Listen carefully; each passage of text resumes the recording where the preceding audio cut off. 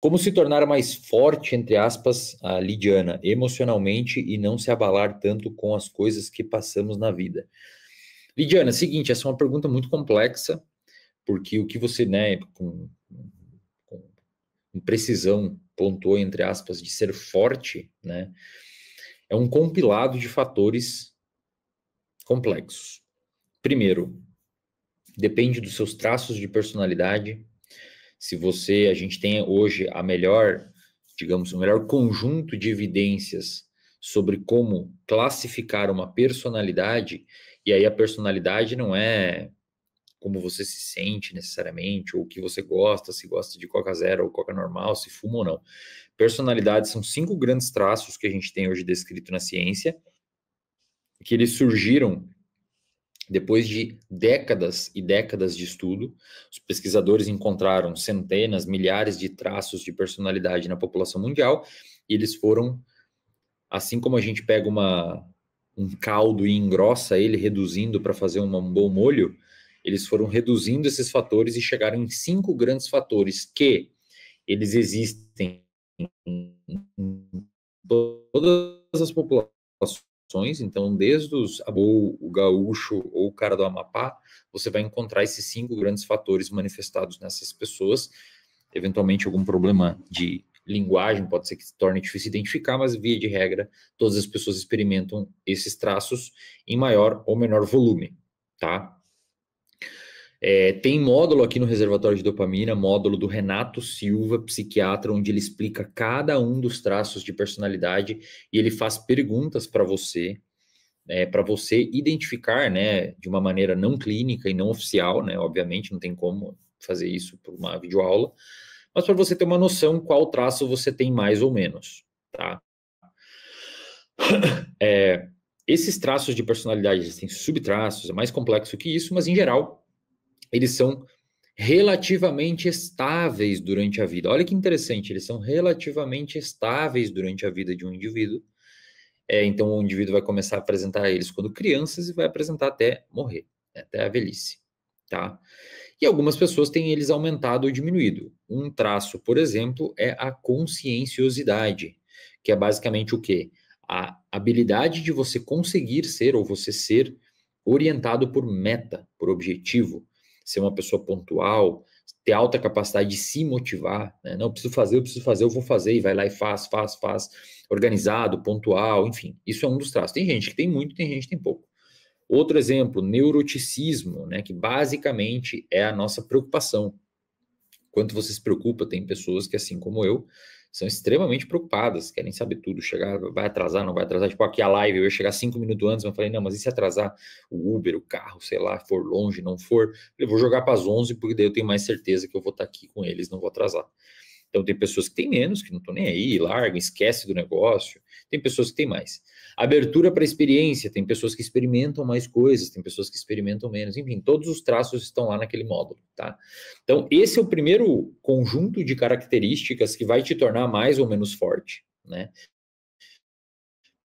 Por exemplo, uma pessoa com neuroticismo alto, talvez o neuroticismo mais alto faça essa pessoa sofrer mais, né, do que uma pessoa com neuroticismo baixo, tá? Um ponto interessante, um pouco polêmico.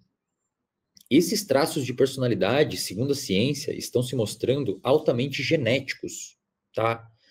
Parece que importa pouco, por incrível que pareça, e prestem atenção no que eu vou dizer aqui para vocês não entenderem errado. Parece que importa pouco a forma com que os pais criam os filhos, no que diz respeito a maior ou menor traço de personalidade, por incrível que pareça. O que importa na criação dos pais é o desfecho que esse traço de personalidade aumentado ou diminuído vai ter. Vou dar um exemplo aqui para ficar mais fácil.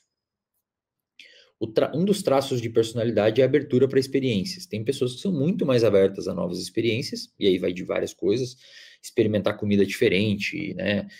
Sei lá, ser poligâmico no nível mais extremo, visitar cidades diferentes, culturas diferentes, ler vários livros, ouvir várias músicas e tal. E tem pessoas que são pouco abertas para experiências. Eu, por exemplo, sou pouco aberto para experiência. Desde que eu moro em Florianópolis há 5 anos, eu como hambúrguer do mesmo lugar porque eu não quero experimentar outro. Tem pessoas que experimentam todos, porque eu não quero, Não quero arriscar em um hambúrguer ruim, digamos assim, né? Então, veja que a forma com que o pai ou a mãe criam o filho vai importar muito pouco se esse filho terá muito ou pouco abertura para a experiência. O que vai importar é o desfecho que isso vai gerar. Por exemplo, alta abertura para a experiência é muito genética, então a criação dos pais importa pouco. Né? E eu estou respondendo a tua pergunta ainda, Lidiane, não esqueci dela. Alta abertura para a experiência é genético, então a criação dos pais importa pouco. Só que alta abertura para a experiência pode ser a pessoa ter muita abertura para livros, músicas, artes, ciência, filosofia, política. Ou pode ser para a pessoa usar droga, ter comportamento de risco, roubar, ser criminoso, enganar as pessoas, estelionatário, etc. Entendeu? Os dois sujeitos têm alta abertura para a experiência, só que um foi para um lado virtuoso, o outro foi para um lado desvirtuoso.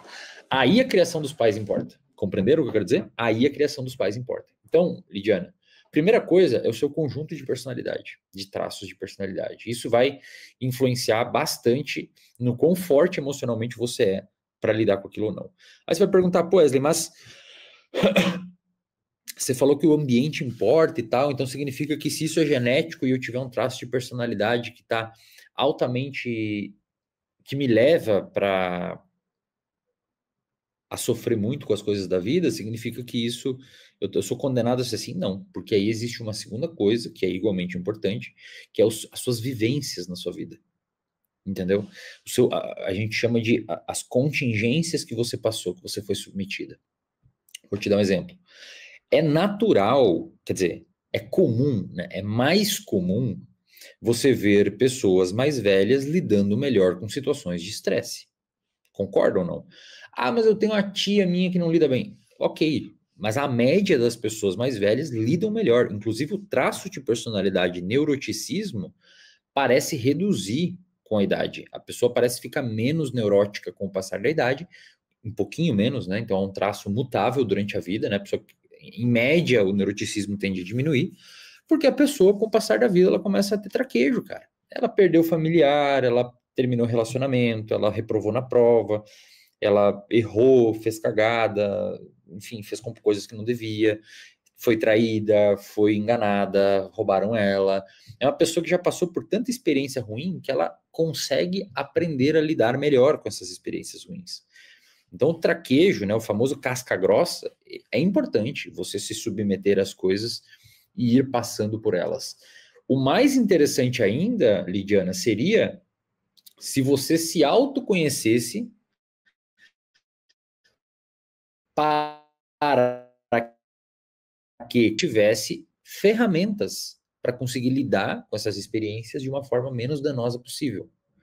Entendeu? Então, se os traços de personalidade a gente não controla, porque são genéticos, o resto está um pouco mais sob o nosso controle. E aí, o que cabe a nós, como indivíduos, fazer para tentar mitigar esses efeitos maléficos que vão acontecer quando a gente passar por uma situação ruim, que vai acontecer também. Então, a certeza na vida é uma só, duas, né? Você vai morrer e coisas ruins vão acontecer na sua vida. É interessante que você se nutra de autoconhecimento para que quando enfrente essas situações desagradáveis, você tenha repertório para amenizar o problema. Compreendeu? E aí você pode encontrar isso em diversos cenários. Você pode encontrar em terapia, né, psicoterapia, você pode se estudar, né, aprender sobre os traços de personalidade no módulo do Renato Silva. Você pode aprender sobre você mesmo aqui no RD, nas várias aulas que a gente tem, né?